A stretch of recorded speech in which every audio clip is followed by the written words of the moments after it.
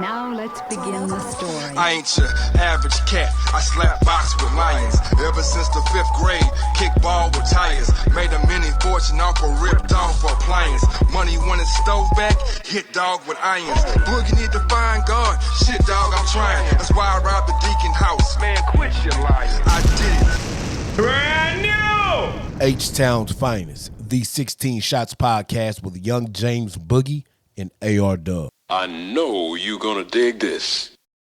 Hold up, man, with the Phoenix Suns. Throwback. Well, I don't know if it's throwback anymore. Oh yeah, well, you know, this is Stephen Nash. You know what I'm saying? Stephen Nash. Turn your volume up on your on your mic, bro. You want to hear me like this? You want to hear me in 3D? Yeah, we just want to, so the audience can hear you clearly when you make your points. You know what I'm talking about? A lot making no points tonight, bro. Nah, you got no to. points tonight. A lot has went on man. since the last time we potted, bro. Ain't nothing happened, man. Niggas, no, I just don't say. Oh, I just want to say we got a fire guest coming on Sunday, man. So I'm excited about that. Other than that, man, what you got on your mind? What has happened? You talk to me, man. I don't have too much on my mind, man. Nothing truly important has happened. You know what I'm saying? We got some NFL free agency shit that went on. Some NBA stuff going down. I do want to get your perspective on this Adam 22 no jumper bullshit. Have you been keeping up with Adam 22 and his nonsense? Oh, which one? You got a bunch of nonsense on this. That's what I'm saying. Overall, in general, what is that? What are you drinking? You drinking Terramana out the bottle, bro? You want to talk about it? Gucci, fam. What you mean?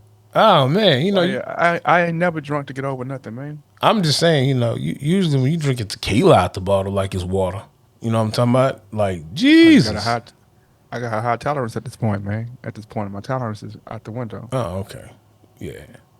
And I slowed up on my drinking, bro. I don't even drink that much no more. You know what I'm talking about? I'm drinking herbal tea right now.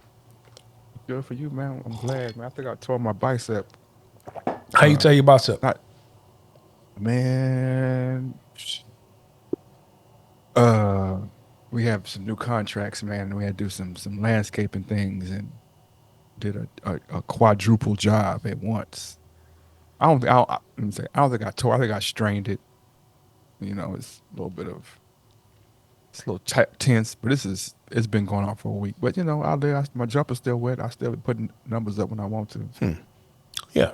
See what you did there. Speaking of jumpers, so yeah, man, this gang nonsense, bro. I feel like, hey, Adam's too old to be pushing his gang shit, bro. And I don't understand like the point of it. Contextually speaking, you have to think about it. He's in LA.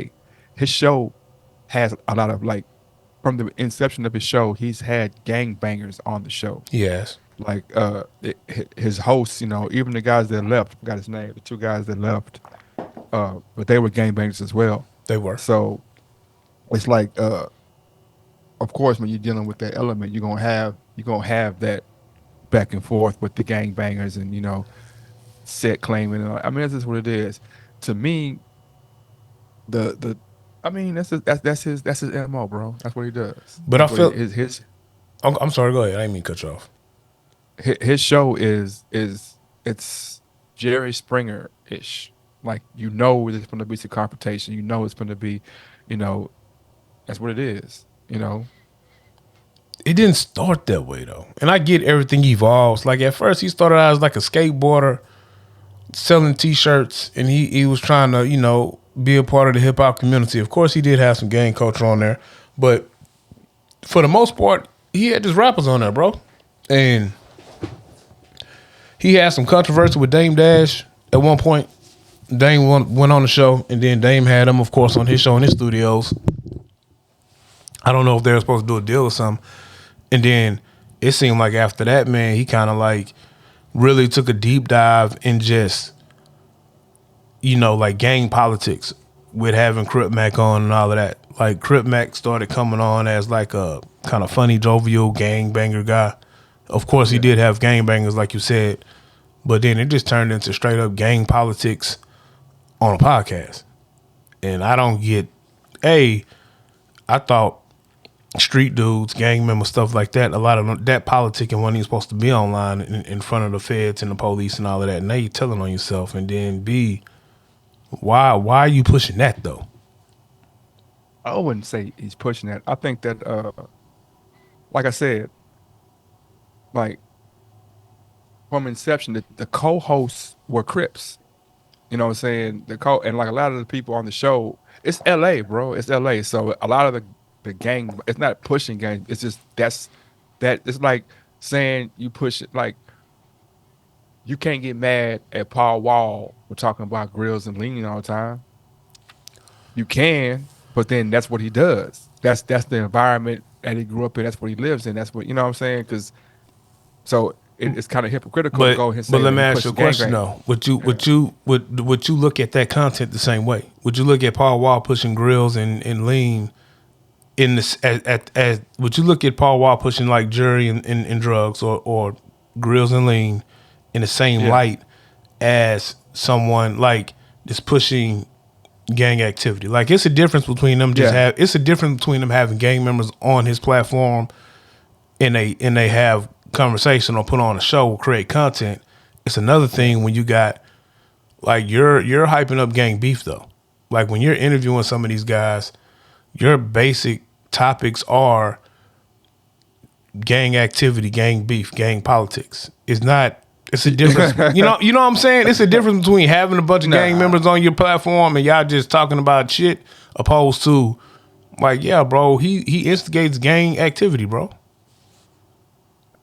I wouldn't say that. And I say it's the same because like I said, like imagine your like 4 of your homeboys die from drug overdoses, and you turn around and make 10 songs about drugs, and then you still be like, yeah, I got these drugs, I got this lean in my cup, knowing that I got a bunch of homeboys that died from lean.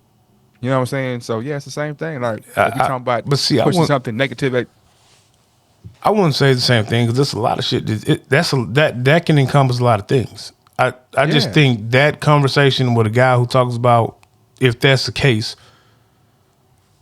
a guy, and I would like to keep it more of what goes on. I think it's different between a guy who talks about music and things that have happened in the hood opposed to a guy who has a platform and, bro, he's pushing gang activity. He's pushing that bullshit.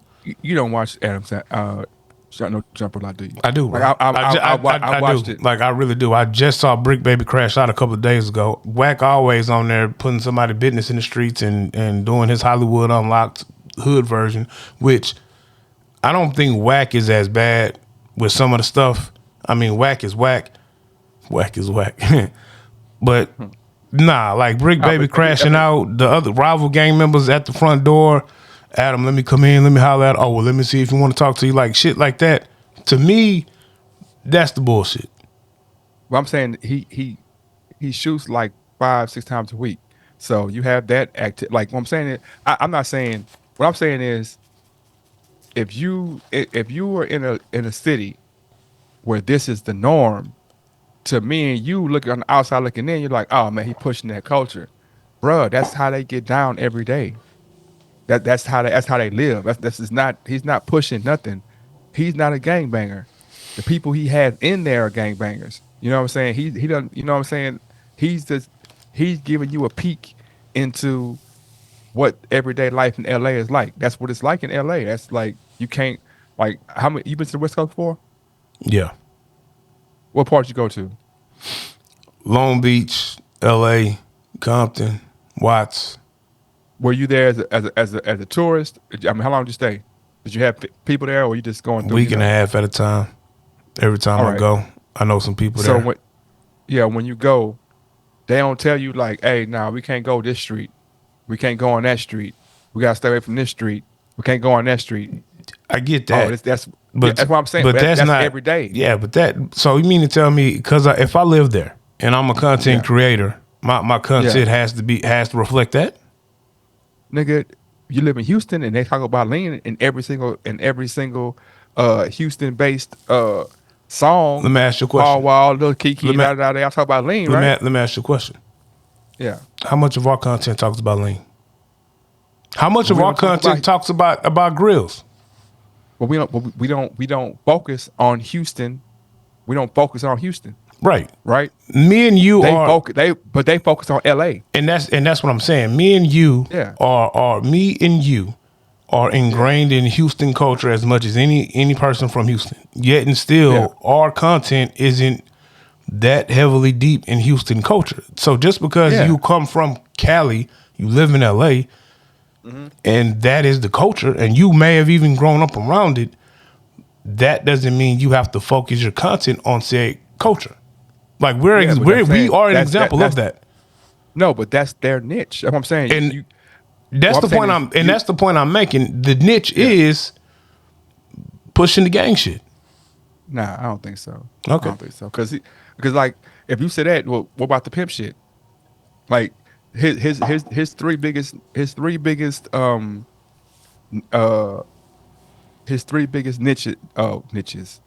like it's the oboe, the pimp dude, who talk like that. I can't think of his name.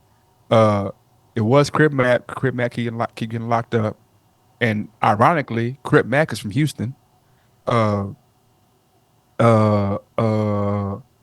It was dang, what's old boy name? It was the two Crips who were pretty much his co-hosts who ran it. They left, and the porn stuff because his wife is a porn, or his girlfriend is a porn star, or whatever. No, that's his wife. That's his wife. Yeah. Apparently, him and his wife do porn. Yeah, him and his wife do porn, bro. Their niche is Yeah, and that's yeah. weird too.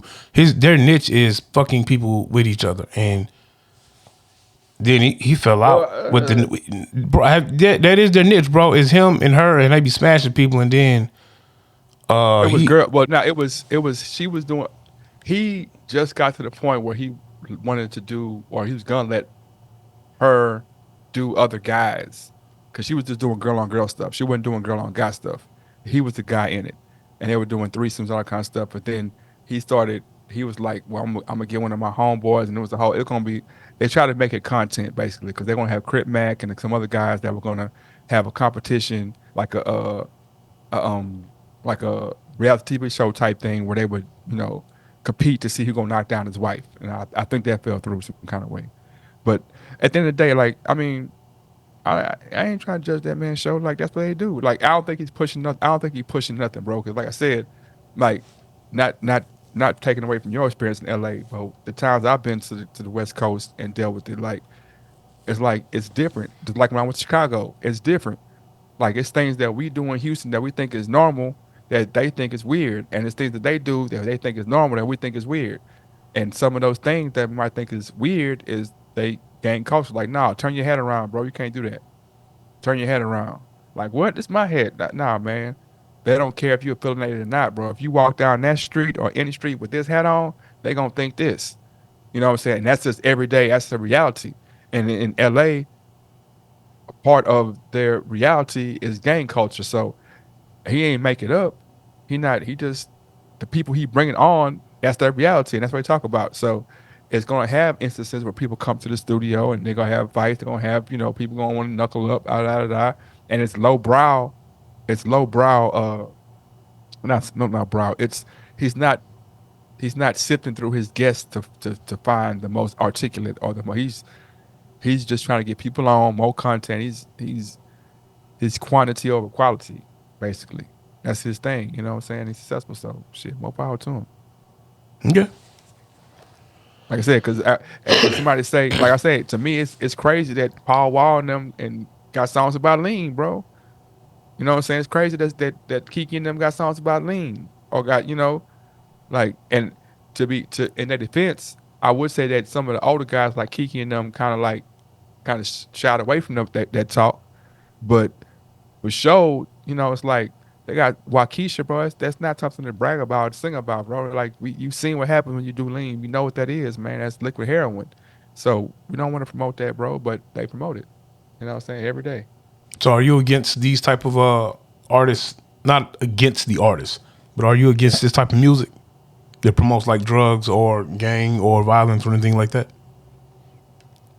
against. I wouldn't say I'm against it. I would just say like, bruh,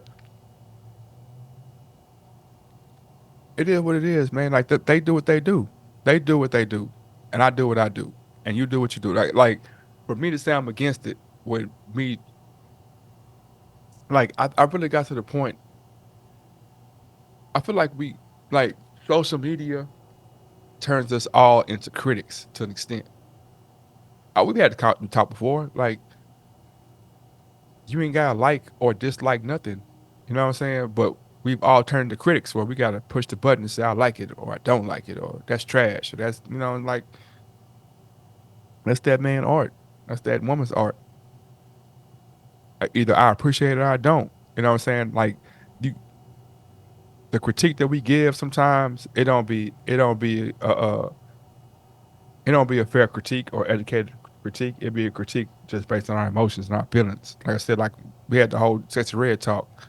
I'm like, it's ludicrous to me for people to have all this conversation about Sexy Red, bro, and it's Gucci Mane out there, and it's Waka Flocka. I mean, you can go down a line of rappers that just say ridiculous things that don't really have quote unquote skill, but then we shit on, young mommies and Sexy Reds. Like, why? That's their art, man. Let them live, man. Am I allowed to have an opinion on an artist whose content I think is trash? You allowed to do whatever you want. I'm just saying, like, it's not for me. So, like, if I'm asked about a Sexy Red or if I'm asked about a Gucci, and to me, it's trash music. It doesn't make sense. Bunch of rambling on the beat. Yeah. Would you consider that what you just spoke about when it comes to the critique? Well, I would look at it with double-edged sword because you allowed to have you as a American, as a human being, on this earth, you allowed to think whatever you want to or say whatever you want to an extent. But what I'm saying is, you can't talk crazy about Sexy Red and not talk crazy about Gucci Mane. But what if you do? Then if you talk crazy about sex, that means either you sexist or... No, I said, what if you do? What if you have the same commentary for both? Both are trash artists, songs are trash. Does that make me a hypocrite?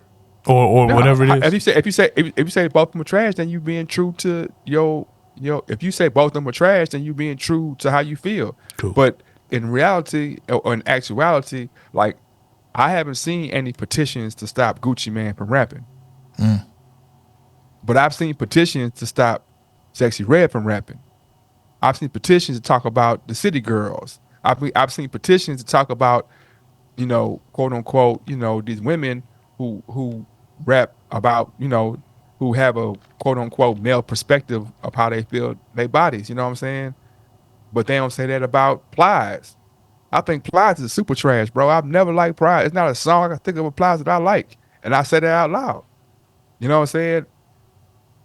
But they don't have it's an unfair comparison, bro. And people are hypocritical, bro. And that's the part that we don't want to say out loud. Like, no matter how hard you try, you're gonna be hypocritical, whether it's purposeful or not purposeful, because the line is always moving and changing, bro. The line is always moving.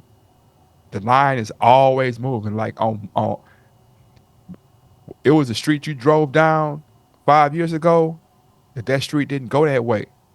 Now that street go a different way. It's gonna change. That's how, and so you can die and be like, I'm going down this street. And then in 5 years, man, that street do a U-turn and turn and oh damn. You know what I'm saying?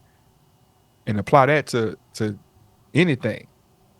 Music, clothing. You know what I'm saying? Like, I ain't like to wear joggers at one point. Like, I ain't like clothes that had pants that had what's that on the bottom, you know what I'm saying, shit on the bottom of pants that, kind of like, I ain't like, but shit, you can't go buy no pants that don't have that shit on the bottom of the pants now, or no joggers or no, sweats for the most part. They're gonna be tight. You know what I'm saying? So I was like, man, the pants too motherfucking tight, man. All these pants, like, I can either just go buy some bag ass pants, like my brother Two does, or I was riffing with Two the other day, and I'm like, I was just tripping. I ain't tell him, but I was thinking to myself, I didn't call him, tell him, but I was like, man, we out here and we both got all black on, but he dressed like 1999. I'm dressed like 2024. You know what I'm saying? Because I got more form-fitting stuff. He got looser stuff. You know what I'm saying? I get it. You know what I'm saying? I get it. It's not a knock on anybody. It's just Dudes of that age group do that. My brother still do that because I think two of my brother ain't too far away from age. And yeah, my brother like that, bro. Won't put on a pair of joggers, bro. He's like, oh man, I ain't wearing nothing too tight around my ankles and my calves, man. That's what I'm female. You know what I'm talking about? They comfortable with me though, bro. You know, I can stretch in them and shit, lounge in them. You can go to the grocery store. Hell, you can go to the club. You got the right set, you know, Nike Tech suit, something like that. Okay, I feel you. You know, I feel you. you lame trash if you go to the club. I don't go to the club no more, so I can't. I mean, either. I'm just saying, when you go to the club in Nike Tech suit, bro, that means either you just playing rich or you rich. that's all I was Go gonna to say, club. man. These rappers really be in the club with the Nike Tech suit on. I mean, if I spend $125 on a Nike, I think the jacket itself is like $115 and the pants like $98. I'm going to the club in it. What? Oh yeah, bro. Yeah, the jacket itself is like $115. The pants, the joggers are like $98. I'm going to the club in it, bro. I'm going I'm not wherever the Nike fuck I Tech. want to go in it. Yeah, I mean, we've had a conversation before about, whatever I wear, whatever I buy, I'm gonna wear it. We talked about that before. I mean, we've done shows in sweats, bro. We had to. I mean, Yeah. Yeah. So you know, 100%. Oh no, what happened? What are you knowing for? something dropped, but you know what I'm saying. Hopefully nothing broke. But yeah, I mean, like I said, man, it's just like it's preference, bro. You know what I'm saying? And in these days and age, in this day and age, people want to talk crazy about your preference. You know what I'm saying?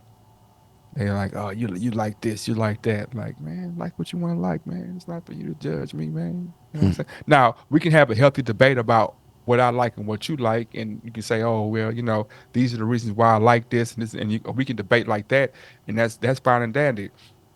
Like I said, you gotta have that energy across the board for something that's similar. Like I can't stand Sexy Red. Blah, blah, blah, blah, blah, blah. Gucci Man and Future, like, man, Future be mumbling. Future go hard though. You know what I'm saying? Like, he don't go hard, but to me, Future is a vibe, bro. I can understand I can understand his music. You know what I'm saying? I'm not the biggest fan of his music, but I can understand it. I can see why people go for it because it's a vibe, bro. Gotcha. Now I'm gonna get on you, man, about these NFL trades. I just want to hear how you feel about this free agency, man. All right, let's talk about it. How do you feel about the free agency? What do you?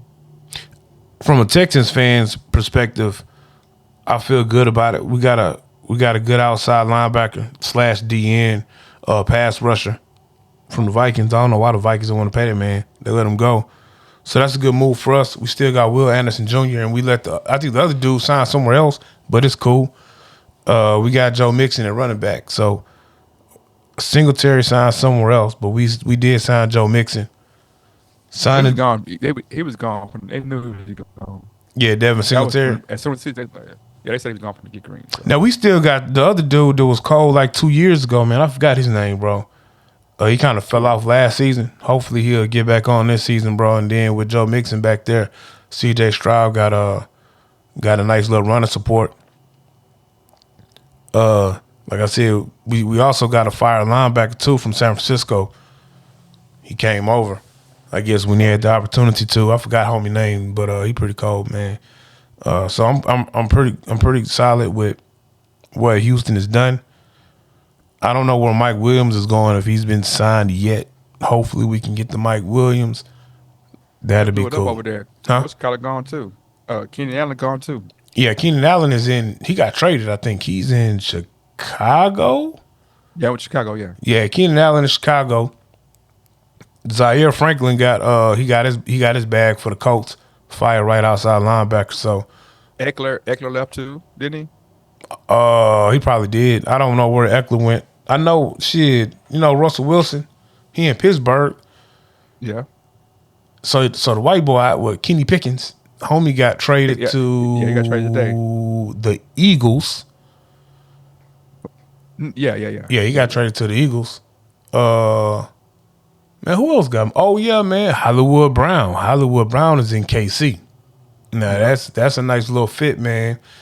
Mahomes Think Mahomes got a big arm, and that's nothing but speed, bro. Like Hollywood Brown is good.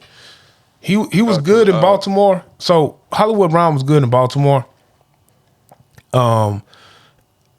Lamar Jackson, he's a good passer, but he run first sometimes. But At that time when Hollywood Brown, at that time when Hollywood Brown was in Baltimore, Lamar Jackson was more run first. He's evolved more as a pass first quarterback. He's trying to be at least.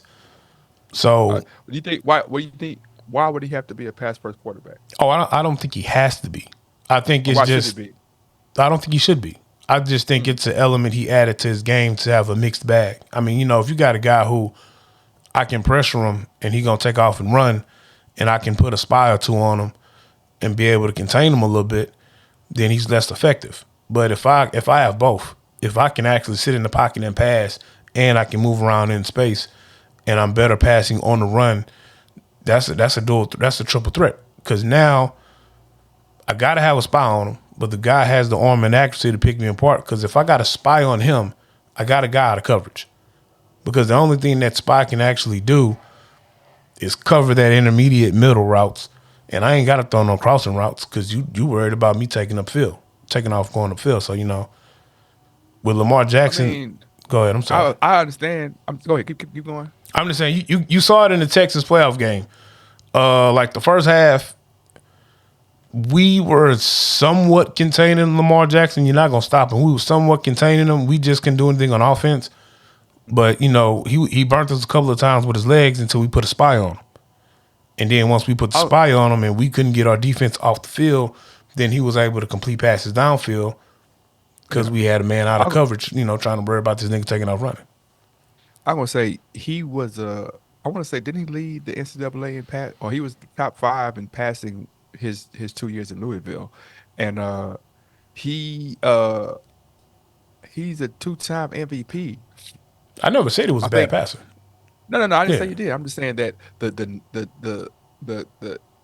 inference or the connotation that he's not I mean, I don't know. I think that Baltimore has always had a strong defense, so it doesn't make sense to throw the ball. It doesn't make sense to bomb and to have a high octane offense if you have a solid defense. Because if I have a solid defense and I'm putting them on the field a lot, then you're going to expose that defense. Like, even a good defense needs to. So him running is kind of like his running complements the defense, as opposed to him sitting back and like me having them deep threats and being like, yeah, but so you want to be Kansas City? No. You know what I'm saying? Kansas City on the cool, they be having some backs. Pachinko, and I forgot who they had before that, but they be having some backs too. You know what I'm saying? Because you gotta let the defense rest. You know what I'm saying? No matter how good they are. So I don't know. But man, I don't know. I think the Texans did a good job. I think that I said it before. DeMeco Ryans is a good coach. He's a good coach. He has good schemes. So you don't want to I think that we are the era of Madden, where we're used to being like, oh man, just trade him and this, you know what I'm saying? But in actuality, you need what's the word? Cohesion, and you need scheme players. You know what I'm saying? Like Saquon Barkley, not leaving Texans, but just saying Saquon Barkley going to the Eagles made a lot of sense because I know that offense. I seen it. Somebody Saquon. I know what they're doing. I see them twice a year, 3 times a year, 4 times, whatever that. I know we rivals. You know what I'm saying? I don't want to go, if I'm Saquon Barkley, to the Chargers. I want to go something familiar. Same with a defensive player, right? Same like Queen leaving Baltimore and going to Pittsburgh. I understand this defense. They run similar defenses. The Eagles and the Giants run similar offenses. I'm going to something familiar. we see names or people see names like, oh, go grab so and so, go grab Derrick Henry. Like, we don't need Derrick Henry over here, bro. Derrick Henry don't fit our offense. Derrick Henry needs the ball 20 to 30 times a game. That's not how we play over here. We need somebody like Joe Mixon who's used to playing with a super quarterback, knowing that I can be cold, but I'm not the focal point of the offense. Derrick Henry is the focal point of the offense. Has always been that. You know what I'm saying? Even at Alabama, it's like, man, we giving this man the ball. Look how big he is. I don't care who the quarterback. We give him the ball. Who I want with the ball? Tannehill or Derrick Henry? Derrick Henry. So, you know, saying Joe Mixon, I'm playing with T. Higgins. I'm playing with what's the other wideout they got? The cold wideout they got in Cincinnati. Yeah, I know you're talking about. The other one they got, I got Burrows. So I'm a cold piece in the pod, but I'm a piece in the cog, man. I ain't, you know what I'm saying? But the fans don't really see that sometimes. You know, there's different levels of understanding free agency and how it goes. That big name splash. I ain't got to it, but me and my partner were talking about it, and he wanted us to make a splash. I'm like, bro, we need to trade for. He's mad because they traded for Mixon and then let him get released. I'm like, if he get released, bro, and he's a free agent go anywhere, a sorry team will give him a bag. A sorry team will give him a bag to come over there, and he'll be like, man, I'll be a fool not to take this bag, even if I'm going to lose. That's a bag over there. Like Calvin Ridley, you know what I'm saying? Like, the Titans probably going to be sorry. You know what I'm saying? They got a Will Levis. They're trying to see what their quarterback is, but they got DeAndre Hopkins and Calvin Ridley. So the fan base is gonna be like, we got two good wideouts. You know what I'm saying? We ain't tripping. So, but football pundits, they know like them niggas on their last legs. You know what I'm saying? Their names are bigger than their games at this point. You know what I mean? So like, yeah. I mean, they still productive though, and they're still top tier receivers. A lot of D Hop is either one of them top 10. Well, then you ain't gotta be top 10 to be top tier though. So I mean, you know, are they in top 20? D Hop probably still top 20 in the league. Yeah, I don't think you can name 20 receivers better than D Hop when he's healthy. Same thing with Mike Evans. Mike Evans is still top 20. Mike Evans is top 10, bro. Mike Evans not top 10 because he can't stay on the field because of his health. But what you mean? Mike Evans played the whole year last year. I don't think he played the whole year last year. Mike Evans has had health issues. Mike Evans in Bucks? Tampa Bay, yeah. Mike Evans has been hurt like the last 3 seasons. He's missed games. Mike Evans has missed games the last 3 seasons. Okay, not all games. I ain't saying he's been out the whole season, but that's one of his Mike knocks. Evans. Mike Evans is like one of the only receivers.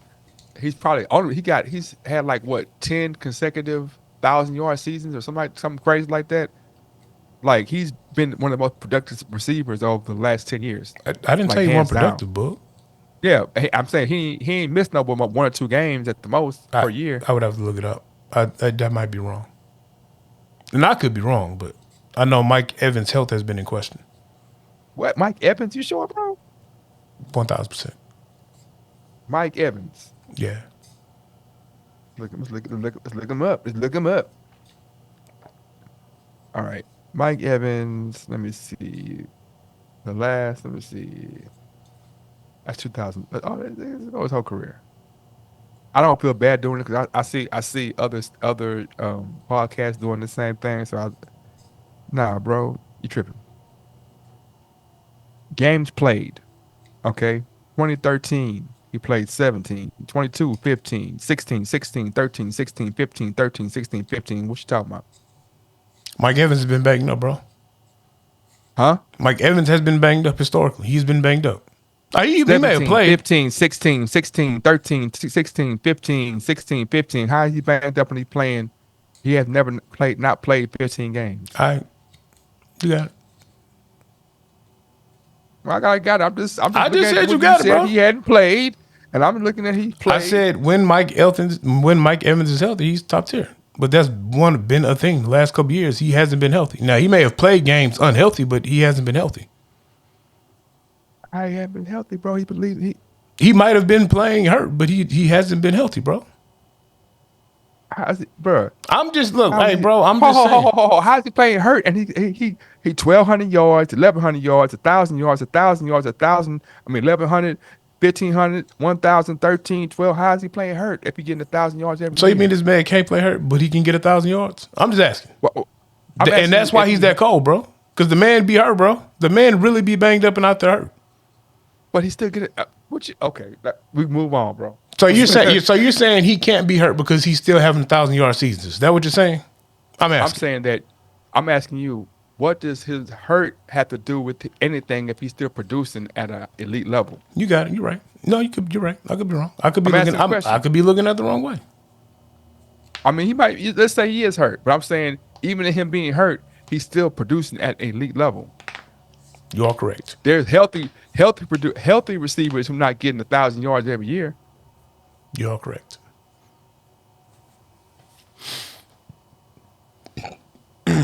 Damn. It's Terry Mark talking, man. Yeah, 70, 77. He's been consistent, bro. Gotcha. Very consistent, man. Very consistent, man. 15. I mean, averaging 15 or 14 or better every year of his career. 14 what? Touchdowns?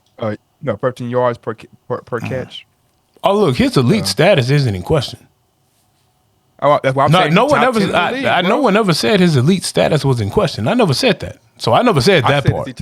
I said he's top 10. All I said was 10. I said he was top 20 for sure. I said top 10 receiver if he stays healthy. I'm looking at his age. I'm looking at the last couple of seasons. He has been banged up. Of course, Mike Evans gets on the field and plays. I know he has missed some games, but a guy going into the what season is he going into? 10th. He's going into the 10th. Is what 10th, 11th, one on? Yeah, 10th or 11th. Let me see. He is going into. Let's see, since 14, so he's going to his 9th. Well, he's going into his 10th. And how old is he? He is 30. It's like the same thing with D-Hop. These guys were elite of the elite. He's still top 20, but he's not giving you the elite production. But him and Calvin Ridley can still give you top 20 production. They still are productive receivers, bro. You still can't. These niggas still can get open. He was tied for first in touchdowns last year. He was 9th in yards. He was pretty much average when it came to yards per catch and receptions. But that touchdown and yards, that tells a lot.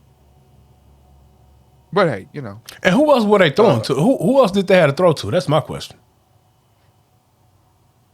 On the Bucks? Yeah. Who else did he have to throw? Who else did he have to throw to? I couldn't tell you who the second and third receivers were on the Bucks. I mean, are you a Bucks fan? I'm a fan of football. I mean, I'm a fan of football too, man. But you know, sometimes it's something I couldn't tell you about the depth chart of the Chargers. But let's see. We're gonna see. At wideout for the Bucks last year, they had Mike Evans, Chris Godwin, Raheem Jarrett, Cephas Johnson III, Ryan Miller, Trey Palmer, Devin Tompkins, and Raleigh Webb. So they had 3 to 4 quality. Damn, Cephas Johnson is a beast. Yeah, Chris Godwin is still pretty quality. Yeah, they got some action over there, man. I'm throwing to Mike Evans 3 out of 4 downs though. What? Why would I even throw the ball 3 times on that board bounds? When I say 3 times out of 4 downs, I'm not meaning consecutively three downs in a row. Throwing downs. Okay. Yeah. Man. I probably toss up, man. Nah, I'm Chris Godwin or Mike Evans. Who you throwing to? I'm gonna talk like you, bro. It depends on the coverage, man. Okay, I feel that. Yeah, because you know they're gonna double team Mike Evans. Mike Evans always open. He like Randy Moss. Yeah. but Certain they gonna guys are double team always Mike. open, bro. They gonna double team Mike. I'm saying you right, but I'm saying they gonna double. He always open, and they gonna double team him, and he's still gonna always be open. But Chris Godwin gonna be way open because I don't he gonna have know. he gonna have a lesser DB on him, and he gonna be 1-on-1. I mean, again, depends if this man in the zone. If it's man, he might be 1-on-1, but even he's still not in his zone. Yeah. No, I got you. But yeah. How you feel about these Cowboys? Man, I've already told you about the Cowboys, man. We had this whole conversation about the Cowboys and how Dak would blah blah blah. Well, I'm like, man, this boy average, man. He's And still it top showed 10. you he's average. He's still top 10. If you say so. I'm just saying, can say- you? I'm just saying there. You're GM. You're the GM of the Dallas Cowboys, and you have a decision to make going into 2025. We ain't won shit with Dak. All right, Yeah. cool. And Dak is a big money guy. All right, so you're not gonna cut him or release him. You ain't gonna do that because it's gonna be too much dead money on your books, and that's stupid because you're not gonna get nothing for him. So you All right, want me to tell you my top 10? My top 10 Hold on, quarterbacks. I'm just in a scenario up. Okay. We're set with a guy like Dak. You're not gonna get the value you should get, but you can get a bag. You can get something for him. Mm-hmm. Are there 10 quarterbacks that you would rather have on your team than Dak Prescott? Yes. All right, name them for me. Well, I'm gonna name them. Joe Burrow. You're Lamar not gonna get Jackson. him. You're not gonna get him. No, you can ask me how I'm No, I'm saying that, but I'm also and when I said I'm also saying in my mind who you think could be a viable trade. But No, it's no trade. It's going like I would not trade Dak for Burrows because that's a win for whoever get Burrows. That's a win, bro. Okay. Getting Burrows for Dak, that's a win. Well, it wouldn't be straight up. You would have to throw some. You would have to throw some Exactly. stupid shit at them. Yeah, but okay. So what I'm just saying, player. You're I would right. take I'm sorry. CJ Yeah, give me your 10 best quarterbacks over Dak. Josh Allen, Patrick Mahomes, Okay. C.J. Stroud, Lamar Jackson, All right. Joe Burrow. I agree. That's 5.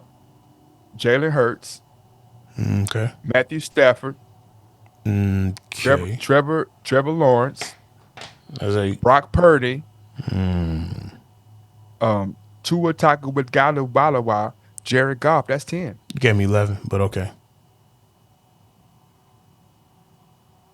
Derek Carr is a maybe. Hell no. Derek Carr is a maybe because I've seen him with a potent offense do good things. Derek Carr's about to be a backup. Kyler Murray is a how? Who coming in next? You think they finna draft a quarterback? You think? Because he just started quarterback and James Winston is gone. So, I probably would take Kyler Murray is a maybe. You would take Kyler Murray. So now we're at 12.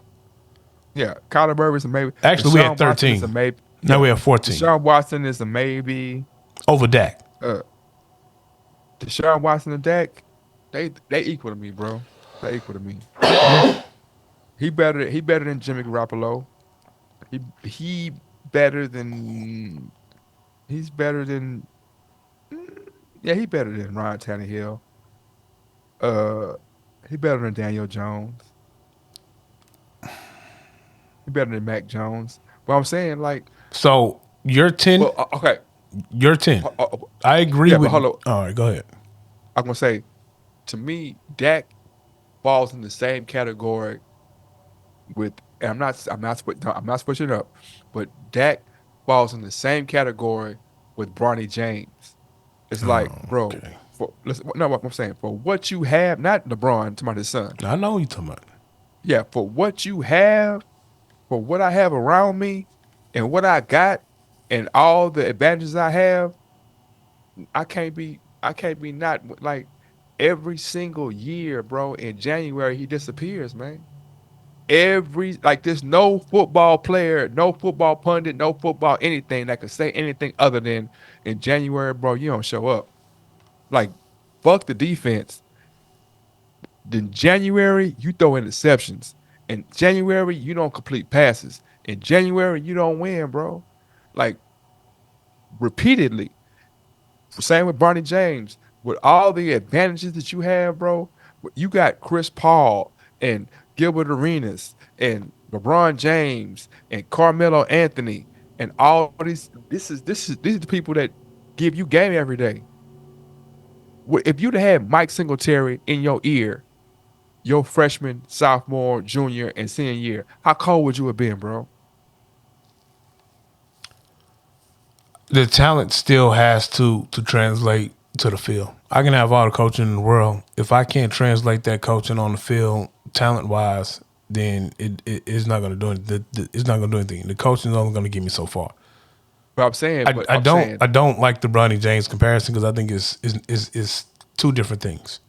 No, it's not. What I'm saying is We're talking about because with the Bronny James thing, with the Bronny James thing, you're talking about a guy who has had the tools at his disposal to learn the game, and on the court, it seems like he's just an average player. Dak has been more than just an average player in the NFL. Now, I will agree with you when it comes to the playoffs, he has choked. But Dak Prescott, whether you like the numbers or not, has been a top 10 quarterback. So I can't. High top 10, bro. Numbers alone, he's been a top 10 quarterback. Numbers alone always lie, man. Numbers always lie. Time out. Because there's people on that list that you put above him as a top 10 quarterback who have done the same thing he's done in the playoffs. Who? Lamar Jackson hasn't won a playoff game out. No, I'm sorry. He has won a playoff game, but Lamar Jackson has also choked in the playoffs. He's had time out. He has had first week buys, lost in the second week.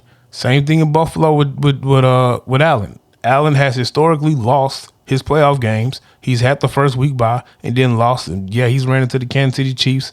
He's lost to them. And say, okay, make it sound right. But again, it don't matter who. It doesn't matter who. It doesn't matter who you run into, bro. It does matter who. The playoffs is the playoffs. You choke, you choke. How you tell him? No, bro. It does matter. If me and you are fighting, bro. If me and you are fighting, and you knock me out, that's one thing. But if you fighting a 5'2" Mexican who's 110 pounds, it matters who you playing and who you fighting. It matters. The Rockets playing Golden State matters, bro. Like. It's easy to be like, that's why I say numbers lie. It's easy to be like, oh man, his numbers say good, but he playing the Giants, the Eagles, the Jets. He playing the Giants twice. The Eagles broke up once. He playing the Redskins, bro. Look what he playing. Look what he going against. So you trying to compare them numbers? We didn't say that when New England was winning the weakest division in the NFL every year. We didn't say that. But they won the championship though. That's what I'm saying. To show that the numbers didn't lie because they won the championship. They didn't just do that in the regular season. They did that shit through the whole playoffs. So that shit was valid. It was validated. I get what you're trying to. I get what you're trying to say, but I only can play who's in front of me. I get what you're trying to say. I only can play who's in front of me. And to say that Dak is not a top 10 quarterback it's your opinion. So I'm not going to knock it, but it's a little ludicrous, bro. Because you named Tua. Let's talk about facts. You said Tua's better than Dak, bro. Tua's not better than Dak Prescott.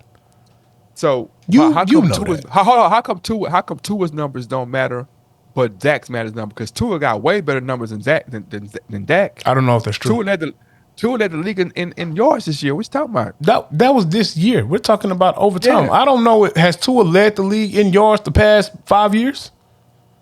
Neither has Dak. But I didn't say he did, but I don't know what those numbers are looking like compared to over the past 5 years. So what you saying? So he had a good year this year. Cool. Yeah, he actually had a good year because he got a quality receiver. Quality receivers. Okay, cool. Whatever. I'm just saying. But what I was saying, that's why I said him and Bronny the same, because for what he had around him. You said him and Bronny are the same?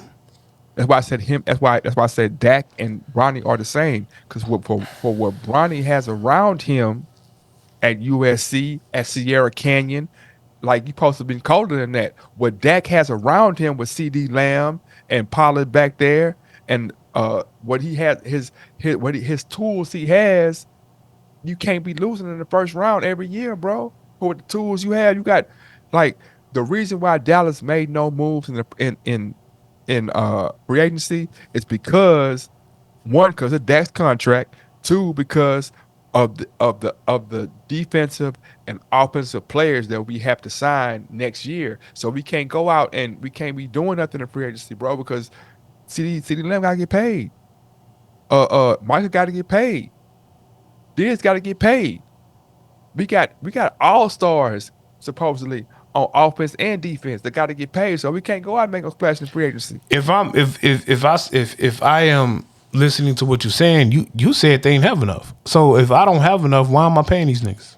Why don't I trade? Why don't I trade some of these dudes away while they still got value and pay them what I want to keep?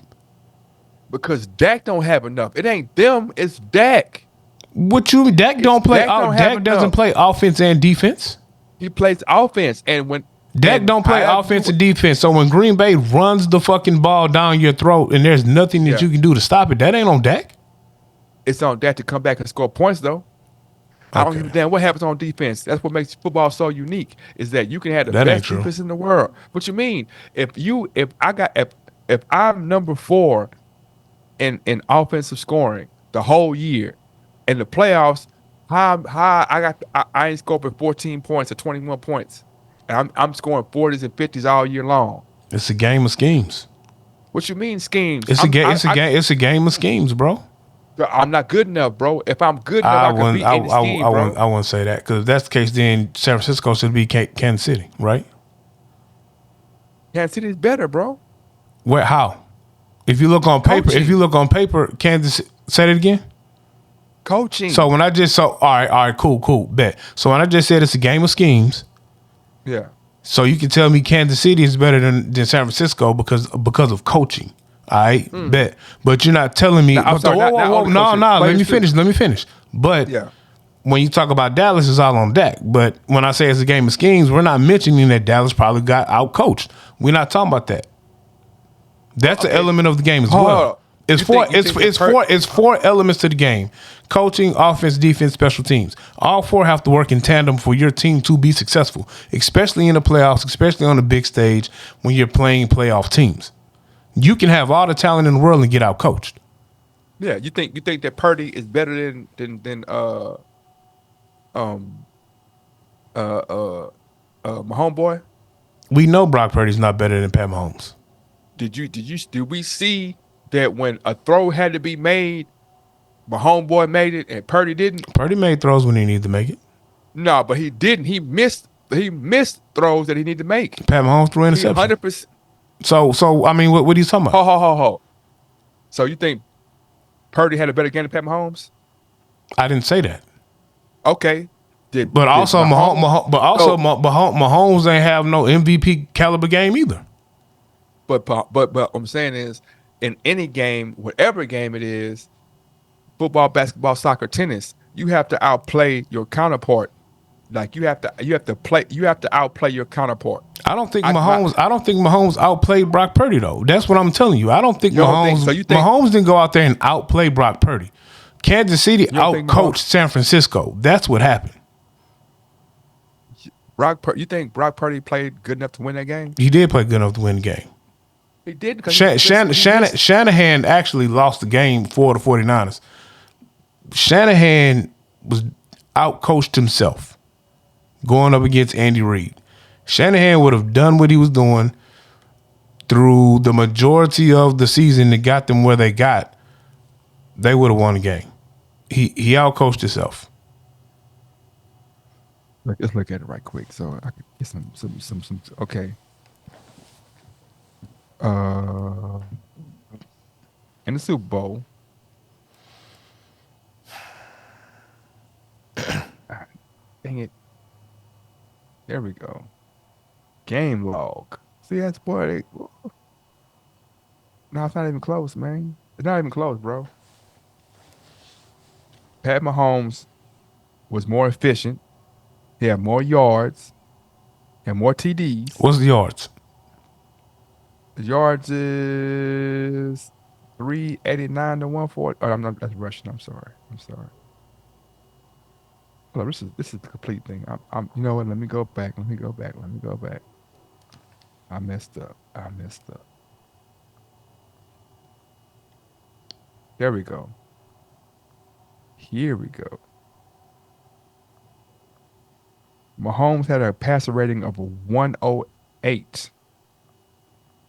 Purdy had a rating of 123. Mahomes had 11% sack rate. Purdy had a 14.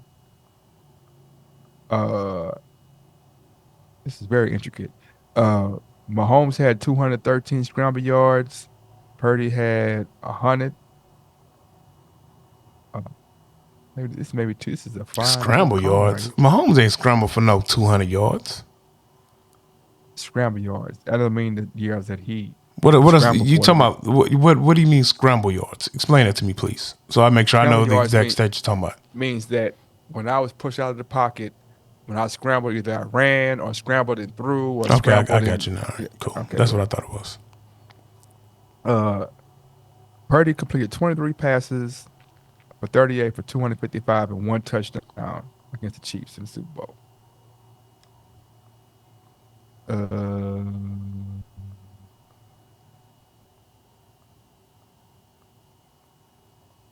Damn, they got all kind of comparisons. Boy, people crazy. People are wild. Here we go. Okay, got everything. There we go. All right.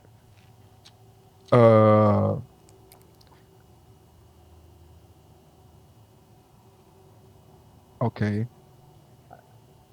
Patrick Mahomes was. Hey man, give me the simple. I just want the Super Bowl, man. That's all I want, man. Yeah, Pat Mahomes better, bro. He was just better, man. He was better against the rush. He was better.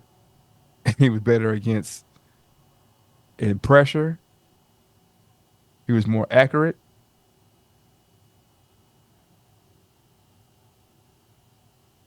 He's a better quarterback, bro.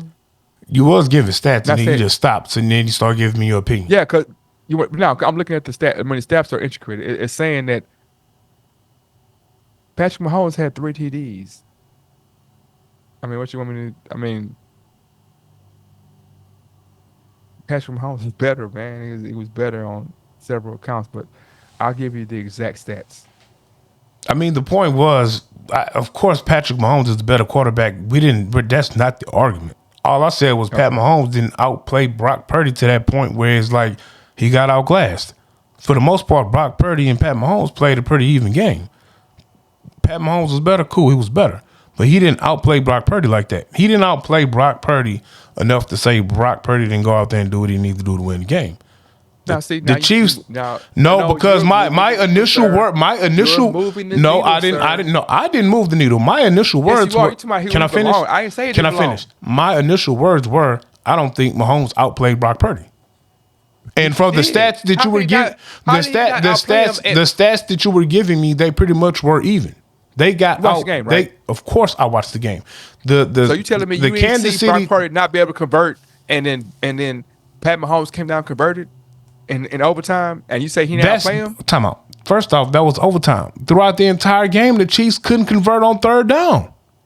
But what I'm saying is, when it counted, and it was time to win the game, Brock Purdy couldn't convert, and then Pat Mahomes did convert, and you saying nah? He They not playing. converted. What happened was they converted and kicked the field goal. They shouldn't have kicked the field goal because the players act like they weren't aware of the Super Bowl overtime rules. First part, and it seemed like the coaching staff wasn't aware of it. Secondly, Andy Reid did Andy Reid in an overtime drive.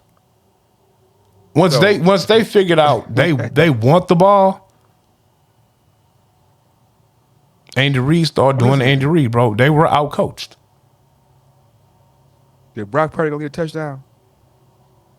In overtime? Yeah. No, they kicked the field goal. Did he go get a touchdown? They kicked the field goal. But the goal was to go get a touchdown, right? Come on, Bug. Don't do that. It's football. I'm asking the question. It's football. I'm asking the question. The goal is What to was the score. goal? The goal is to score. And what did Pat Mahomes do? Pat Mahomes went down and scored a touchdown. But Pat Mahomes didn't do that all on his own. Kansas City No, his out-schemed. team. Kansas City out-schemed and out-coached the 49ers. How difficult is that to even understand? That is very nuanced to say, but That's not. See, okay, I will digress. because you can say that about any. You can say that about any time somebody like, oh, we won because we out schemed. I agree with you. I'm not saying that you're false. I'm just saying that applies to every fucking time. You heard a beep. I heard a beep. I didn't hear a beat, bro. But Oh. coaching is coaching is an aspect of coaching is an aspect of any game. You can have all And the so is talent. playing. You can have all the talent in the world. If you don't have a coach who knows how to scheme the talent to put them in position to do what they need to do, you're not going to be successful. My nigga, we in the Super Bowl, man. So what are we talking about? You telling me we got the Super Bowl and we can't coach? What is Andy Reid known for? And yes, you can get to the Super I Bowl asked and you not a be a question. coach. We got the Super Bowl. So you telling me we beat everybody we had to beat to get the Super Bowl, and now I can't coach? I didn't say you couldn't coach. I said you got out coached. I didn't say you couldn't coach. I said you got out coached. Or my players didn't. The other team performed when I didn't perform. I mean, that's a matter of opinion, bro. You got it, bro.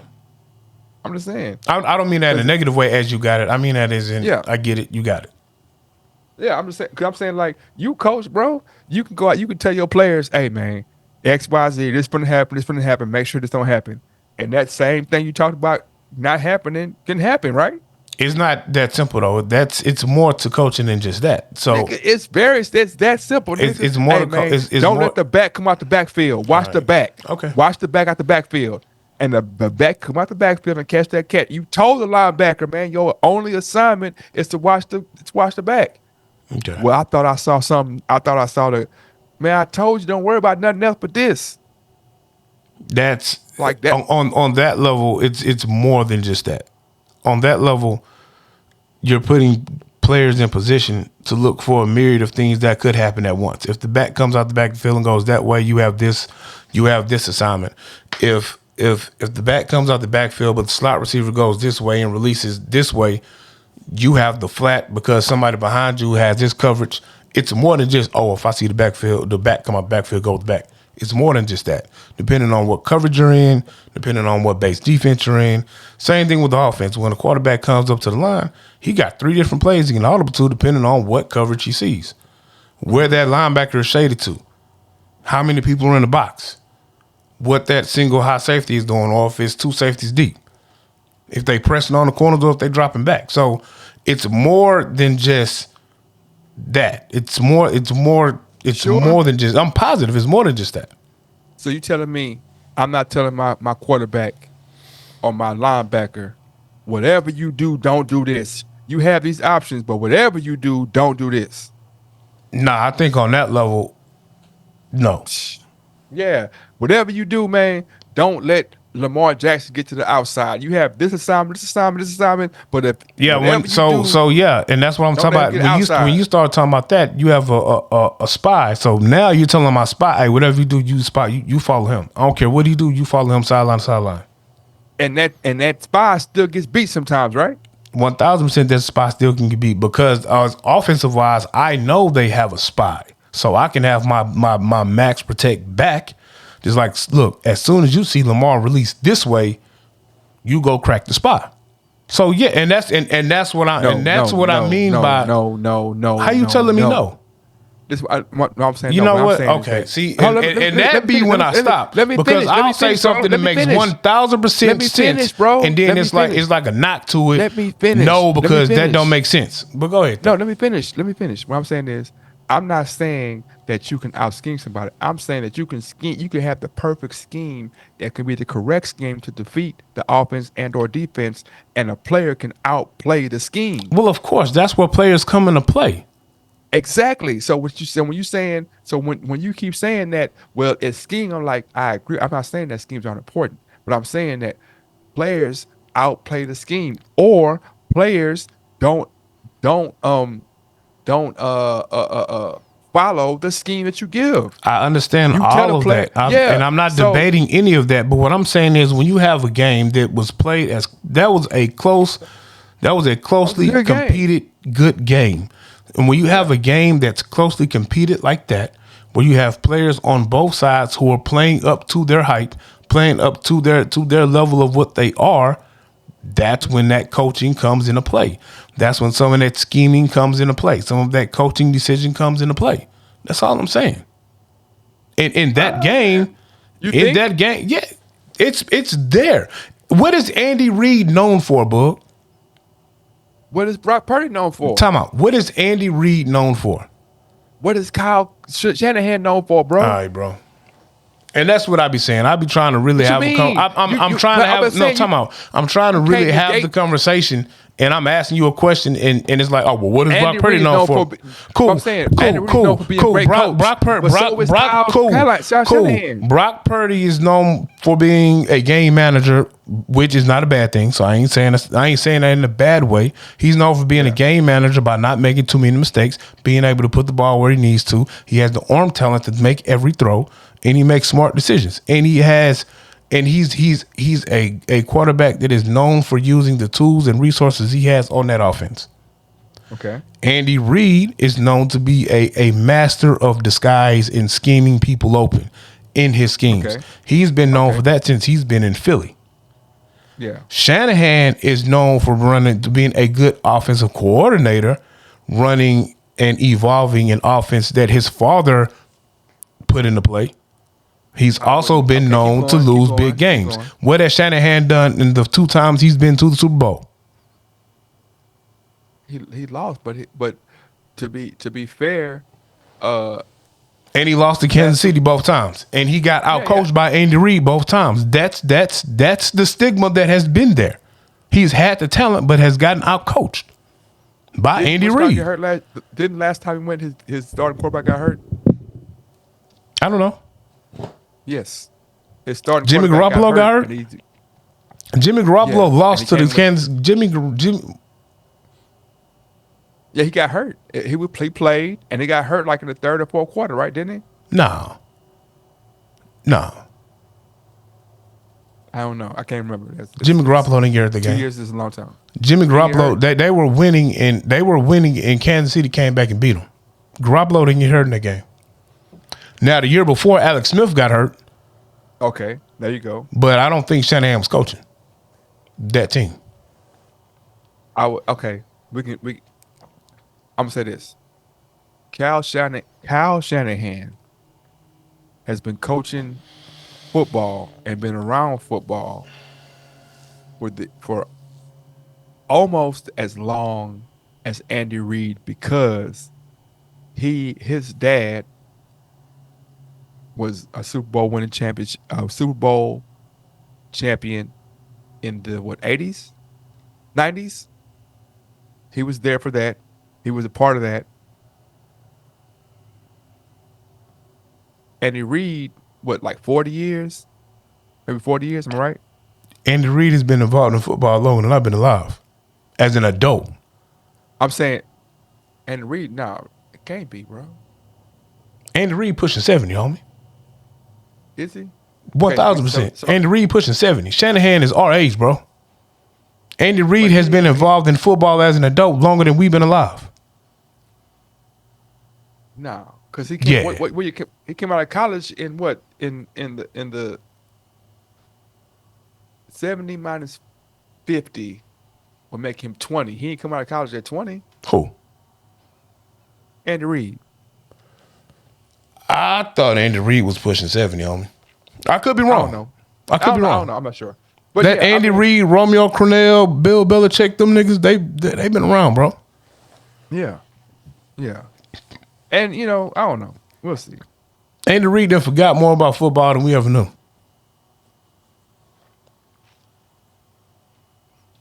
Damn, Juwan Howard got fired.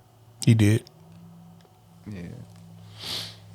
Well, okay, what else you got, man? Man, I ain't got too much, man. You know what I'm talking about? I want to save my best takes for our guests, man. It's been a slow week. We don't really dive into the mess. So, I I don't be up on like the Hollywood Unlocked messy of the mess when it comes to Like, why would you know about that, man? what they call the culture. Oh, I only know about Hollywood Unlocked because Joe Budden be talking Cash Money shit about them because Why he would said you they know about always Hollywood being Unlocked, they man? always being gossipy, bro. Say what? They always being gossipy. That's the only reason why I even know what Hollywood Unlocked is. Because Joe Budden podcast say Hollywood Unlocked always gossiping. Every time they talk about some gossip, it starts with Hollywood Unlocked. Ain't Hollywood Unlocked the little light skinned homie? What's his name? Jason. I want to say Jason Lee, but I don't think it's Jason Lee. Yeah, it's Jason Lee. Yeah, It's Jason Lee? Oh Yeah, shit! the alternative lifestyle dude. I mean, I don't. I just know he do gossip That's what he columns. do. Yeah, he do gossip columns. Why the alternative lifestyle part got to be a part of the description, homie? Why he just can't be a gossip real? How about he had been dude over and do stuff? That has nothing to do to me. That has nothing to do with his content of just being a gossip columnist, man. His lifestyle is, Yeah, it does. It does. Why does that Like, why does that have to come up? If I'm a Christian Oh, here we go. and I have hold on. If I'm a Christian and I have a podcast, there's certain things you would expect to not be on my podcast because I'm a Christian. If I'm a devout Christian, if I'm a devout Muslim, there's certain things that you would expect to not be or to be on my podcast. If I'm a person of an alternative lifestyle, then if I have certain things, oh yeah, okay, people cater to their audience. Jason, is it Lee or Momoa? It's Lee. Jason Lee has a audience that he's built partly because of his lifestyle. I just thought it was messy. That's why I thought his platform was what it was. He be having like dirt on everybody. Why you be trying to be so PC, man? I'm not being PC. Like I knew the guy was gay. I know the guy's gay, but Yeah. everything You that don't I've think heard being from gay has something to do with him him No. being messy? Charlamagne messy. Is he gay? Envy is messy. Is he gay? Joe Budden messy. Is he gay? Is Joe Budden messy? Joe Budden messy. Is he gay? I wouldn't say Joe Budden's messy. Joe Budden messy. No, Joe Budden messy. That's what I'm saying, bro. The man, I have his content comes across my feeds, and I've never heard any of his content being geared to a homosexual lifestyle. It's just been like celebrity mess.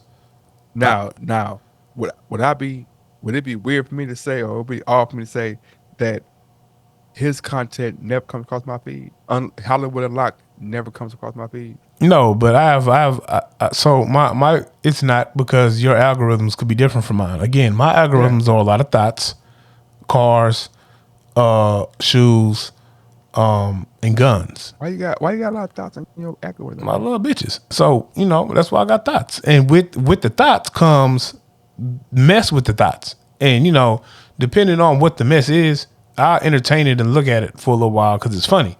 You know what I'm talking about? So with that, I'm going to get a little bit of Hollywood Unlocked. I'm going to get a little Baller Alert. I'm going to get a little Say Cheese. A little bit of Adam 22 gang shit. That's how I be keeping up on the gang shit sometimes too. Cause I'll see some shit like, damn, Brick Baby went off. Let me go find this Adam 22 shit. So, I get a little bit of of course I get a little bit of Joe Budden mess, and then I get a little bit of academics. Academics I always drunk off Hennessy doing something messy. So, I get some Hollywood Unlocked come across my feed a little bit. I've never heard content geared to gayness. And then, he got some other shit too where he be talking about the gentrification is going on in his hometown in California. So he kind of talked about that. He's from California? Yeah, he's from Cali. Did not know that. Yeah. That's what I'm saying. I don't man, I just think that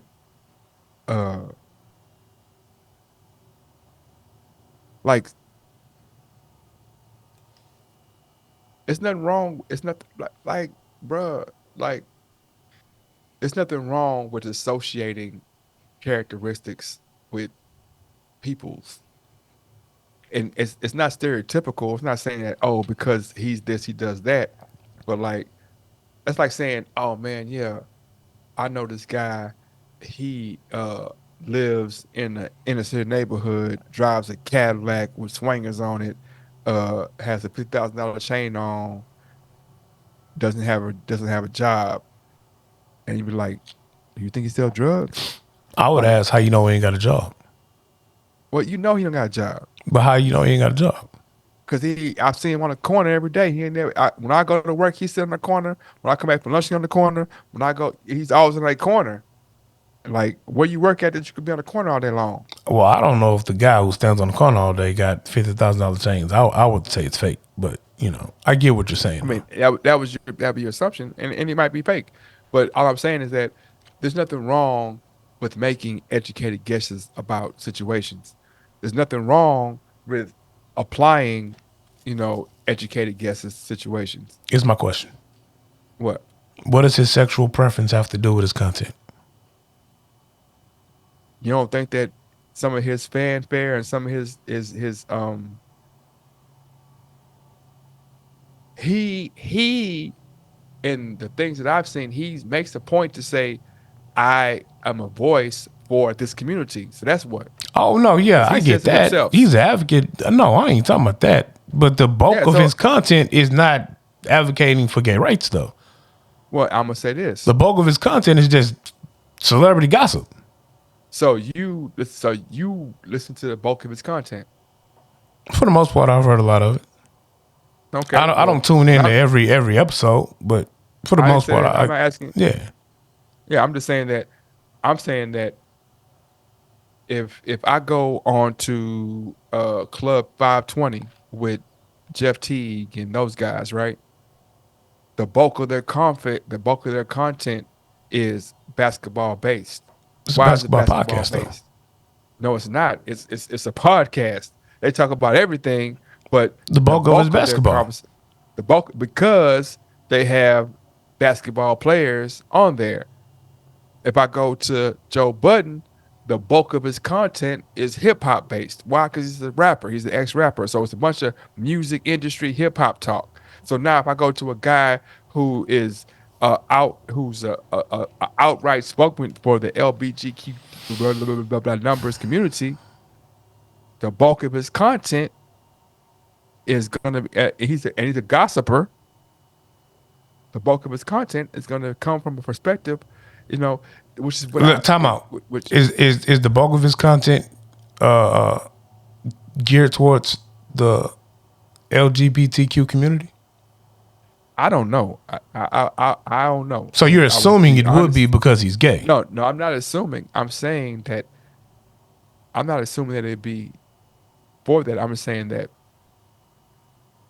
of a person who is looking on the outside in, your first introduction to this person and what you've seen more of is their stance on this thing.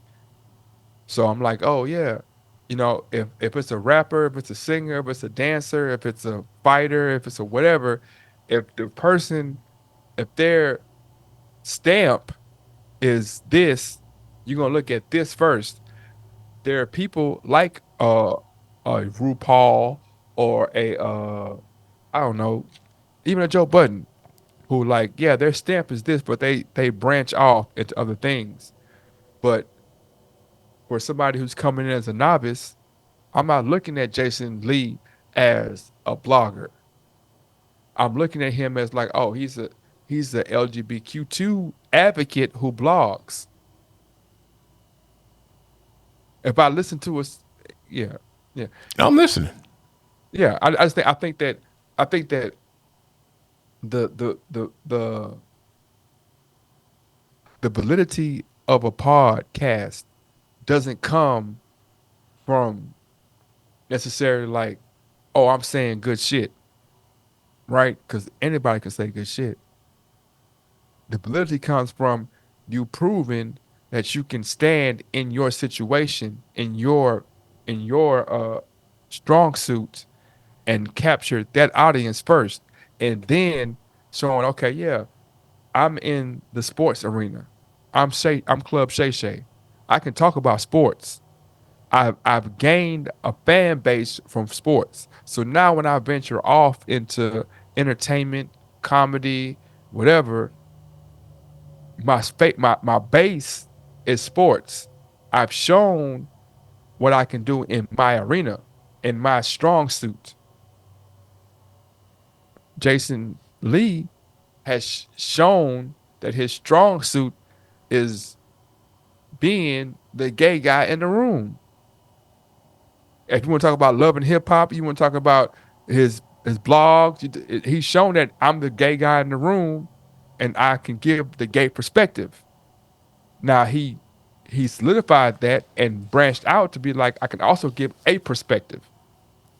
But we can never eliminate the fact that, yeah, his base is LGBT. I don't know the letters.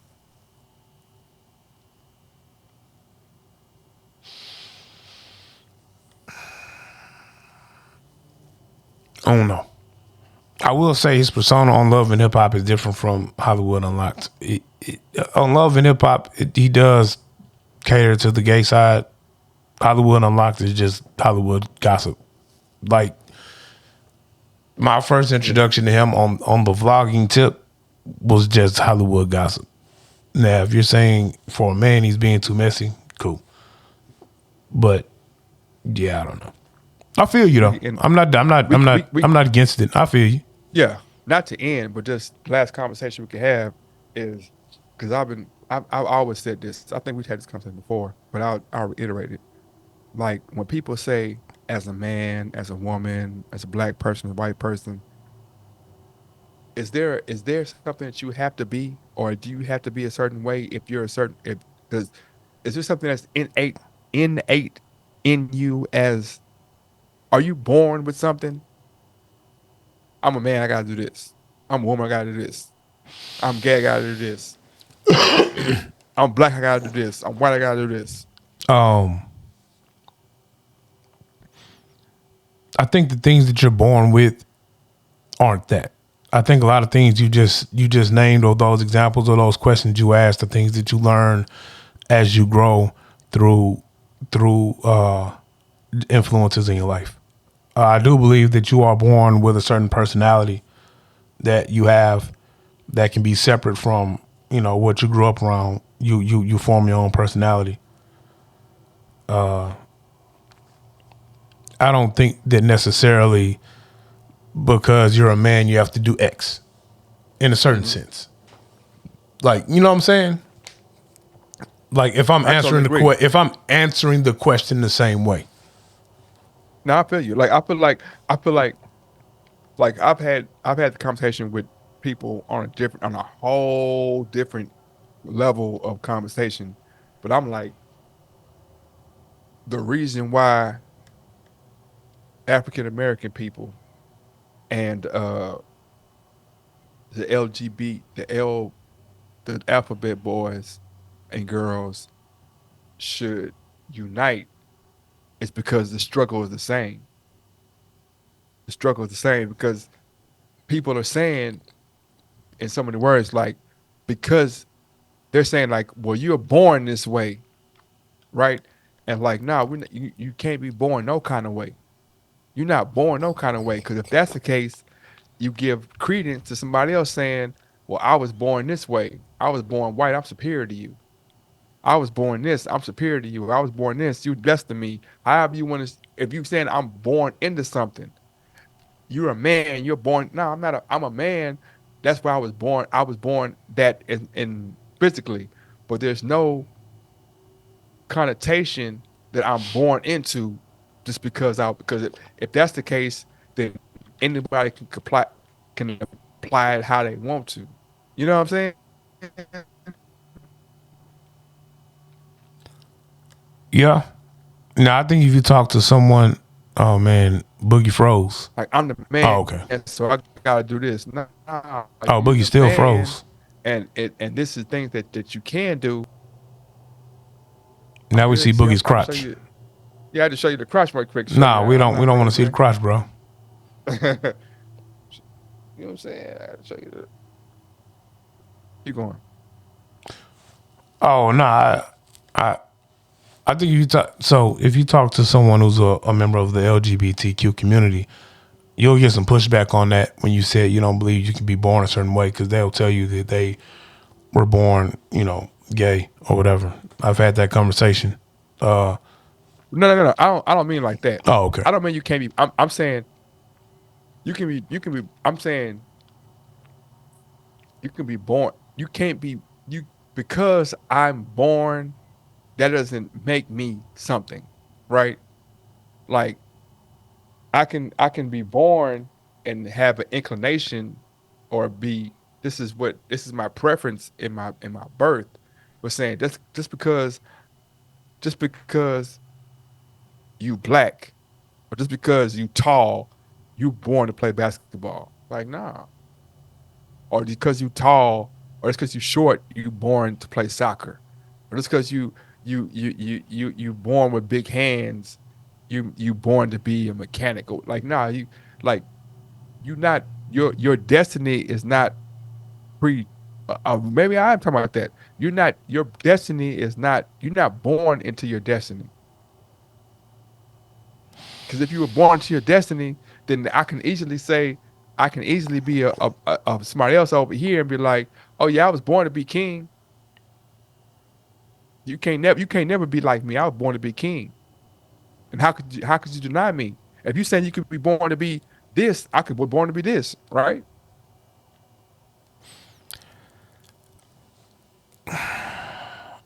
Some of that stuff is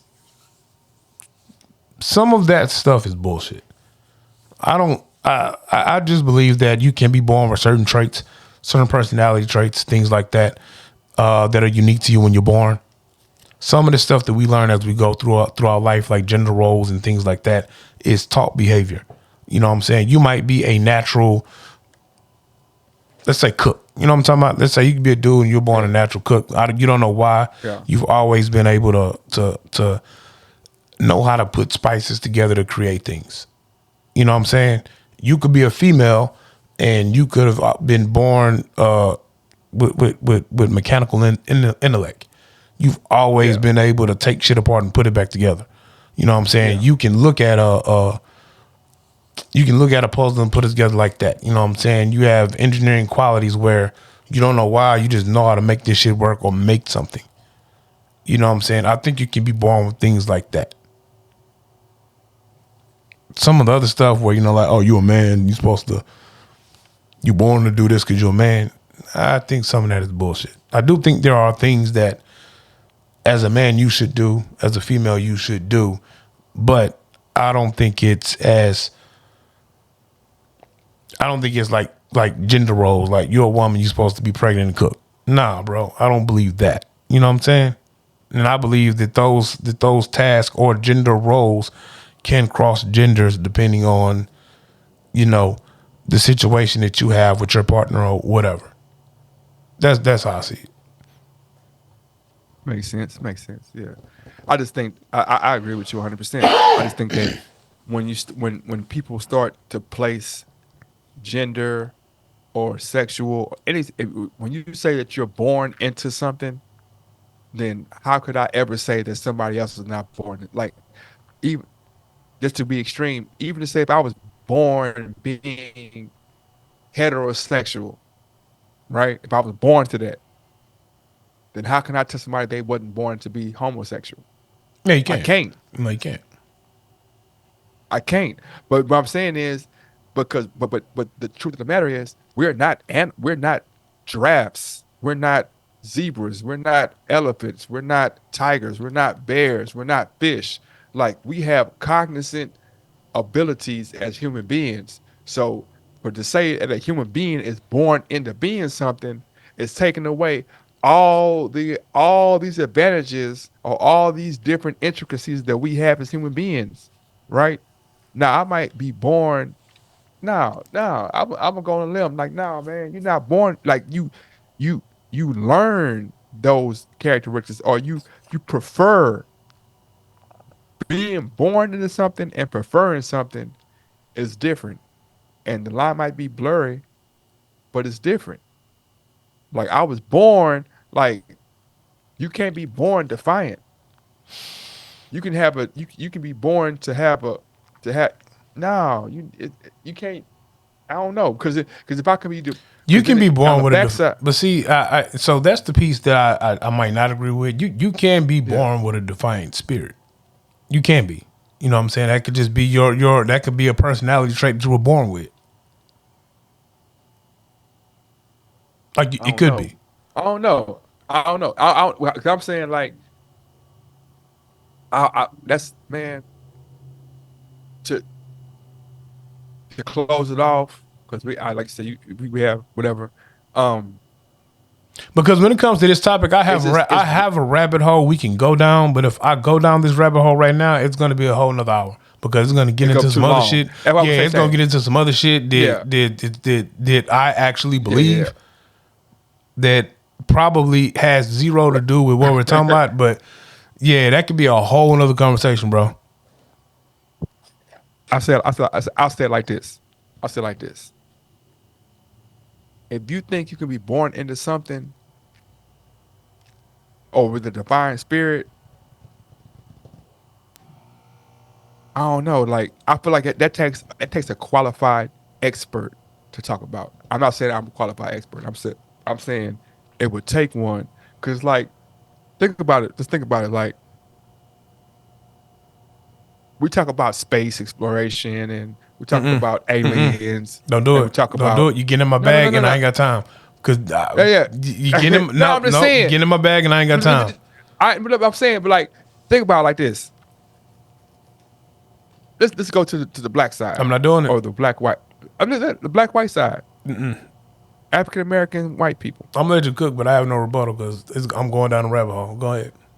It's like, oh, well, we can't go to the moon because this, that, and the other, and we've been proven like that. Sounds right? You know how much schooling it takes. Scratch that. Talk about basketball. People that say LeBron James, the coldest player to live, and right? Do you know how much basketball knowledge it takes to make that assessment? Like, you know how much real. Exactly. Do you know how much basketball analysis it takes to really put that into connotation and be like, okay, LeBron better than Kareem, it's better than Karl Malone, it's better than Hakeem Olajuwon, it's better than Jordan, it's better than Kobe, it's better than so on. That takes a deep, hard, intricate look to make that conversation, and that is. Now say the same thing about, oh yeah, man, we can't go to the moon. Like, you know, the level of mathematical the level of mathematics it takes to understand what it takes to get to the moon. And you have people who didn't pass 7th grade. I don't understand the physics, but I understand. And I can look at it in this way. Yeah. On the technical aspect, I don't understand rocket science or the physics it takes to get to the moon or quantum physics. I don't understand any of that. But I do understand the amount of rocket science, quantum physics, things like that it takes to travel in space and get shit to Mars. I understand that. How? When I say I understand it, I understand that there has to be a level of expertise that is met to be able to make that feat happen. So if I want to know about, because I know that it's not just elementary mathematics that will get a rocket to the moon. Okay. If you have common sense, you know that. So come on now. Come on. Hold up. I know common sense ain't coming, but what I'm saying is that's all I want to say. What I'm saying is common sense. I mean, everybody ain't got that. All right, prime example. And then I'm not going down a rabbit hole, but we'll have a conversation. A quick 5-minute conversation. We gotta go to sleep. I am not 2 minutes. I am not a rocket scientist. Yeah. I am not Neil deGrasse Tyson. I am not anybody who works in NASA. Okay. So when we're talking about how to to when we talk about the fact that on Earth you have scientists between the United States and China who have a working warp core or warp drive. Yeah. I understand that I understand that a warp drive works by bending space and time, bending the time and space in front of you and going through said warp core. I understand that on an elementary level. Okay. Very elementary. Very elementary. Yeah. Now, what I don't know is the physics that it takes to get that done, but I understand that there is a level of physics that needs to be done to make that happen. And if I want to know about it, I talk to an expert. So I can't say, oh man, a warp core, that's foolish. That'll never work. Or I can't say, oh yeah, man, a warp core works because of X, Y, and Z. I don't know. I have to defer to a professional who is a scientist who can explain it to me to make it make sense. So I understand that there is a certain amount. Go ahead. Now, question, and like I said, this is a long, deep. This is the conversation can go anyway. That's why I changed background, because like it can go anyway, but a lot of it is theoretically driven. A lot of it is theory. But that's what science is. Science is theory, though. Yeah. So a lot of it is theory. So you have a theory, and the actualization of the theory has only been you need certain things to even actualize the theory. So the beauty of a NASA is they have the funds, the ability, the people to actualize theory. Now you have people who don't have the physical, monetary ability to actualize the theory. He will say, "Oh, that shit fake." Well, they ain't tripping. Real. Yeah, they ain't this, that, and other. Yeah, they tripping. But they don't. They can scale it on this level here. But this, it's science. So me making a spaceship or making a model of a spaceship to say this is how it will look to go this way. But no, that's only 100 thrusters. This is 400 million thrusters plus X, Y, Z, so and so. The math, you know what I'm saying? So it's unique, bro. It's unique, and it's interesting, man. We need to talk about that on another day. But on Sunday, it's like a 92% chance we have a huge guest coming on. I'll let the cat out of the bag. It's her name is Dope Deb. She's a dope artist, Dope Deb, and that's a great name for her because she's dope. Me and her manager had a great talk today. Talked about a bunch of stuff. Talked about her music. I posted a couple of her videos on the site, on the Facebook page. And Sunday we'll have Dope Deb. I'm gonna try to get her to do a sing off with me. We can go bar for bar on some you know what I'm saying? But she's dope. She's super dope. She's from Houston, North Side. But yeah, that could be a great interview. It's gonna be a great interview, but looking forward to that Sunday. What you got in closing? Man, I ain't got nothing in closing, man. You know what I'm saying? Drink water, mind your business. Don't eat too many sweets, and be careful in this rain that's going down, man. There was some hailing on the south side, and might supposed to rain some more, bro. So you be safe out there in these city streets. Man, don't mind your business, man. See something, say something, man. Each one teach one, each one reach one, man. Yeah, what he said. This has been another episode of the 16 Shots Podcast with Young James Boogie. Young James Boogie, you are crazy. And AR Dub. Tell me how you took, and I'm going to tell you what I meant. And we out.